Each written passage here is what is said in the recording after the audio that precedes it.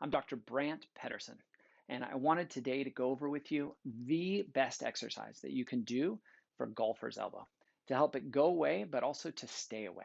Because who wants to be limited from the sports that they love, from the things that they love doing?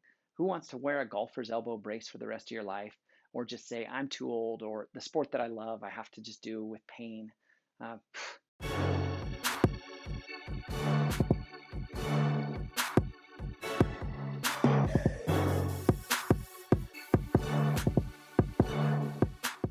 I treat athletes all the time and we heal them, their body heals them, but we help give them the guidance and direction to get them over their golfer's elbow pain. Golfer's elbow, you don't have to get it from playing golf, but the pain will be here on the inside of the elbow. It's caused by the muscles that come down that are flexors for your fingers and your wrist, all come down and attach into what's called your medial epicondyle of the elbow, where the muscle turns into tendon and then attaches to the bone. We get a tendonitis or a tendinosis, an inflammation of those tendons. Even over time, those tendons can get what's called fatty infiltration. The tissue actually changes. That's when it's been there chronically.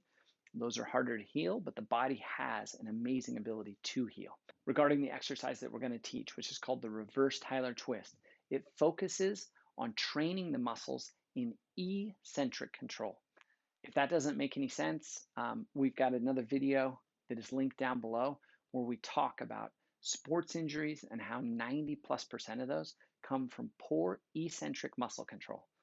It's important for you to understand that if that term doesn't mean anything to you, because as athletes, that is what is behind most injuries, and that's the way out of a chronic injury as an athlete. So we're going to use something called a flex bar, ditheraband. We usually start someone with a red one, but might progress them up to a green and then a blue. By the time they're blue, they're pretty solid in their eccentric control.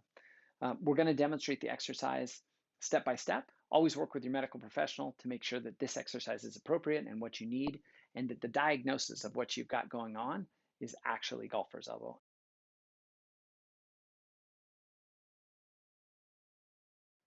Start with your affected elbow at your side, bent to 90 degrees, and your wrist fully bent inwards.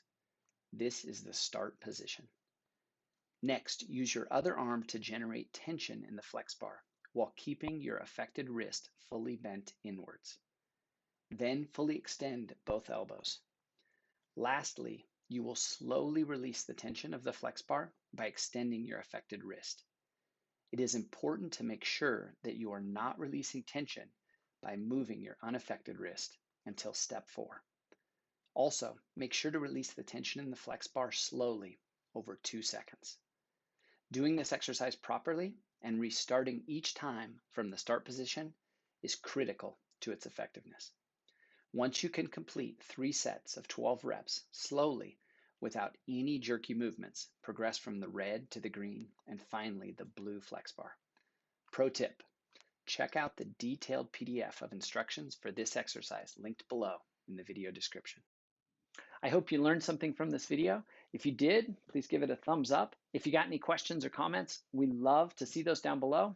We'd love it if you subscribed to our channel. We're always putting out new content. Our belief is that the human body should last and be amazing well into your later years. My oldest patient is 101, and I have some patients that are in their 50s that aren't doing as well as her. I know that seems amazing, right? But if we'll take care of our body and we know some, not secrets, but just things on how to take care of our physical frame, our muscles, our joints, our ligaments, tendons, man, can we stay in awesome shape. That's what I see in my sports chiropractic practice, and that's what I love to share on this channel. Wishing you all the best, and if you're in pain, a speedy recovery. Until next time.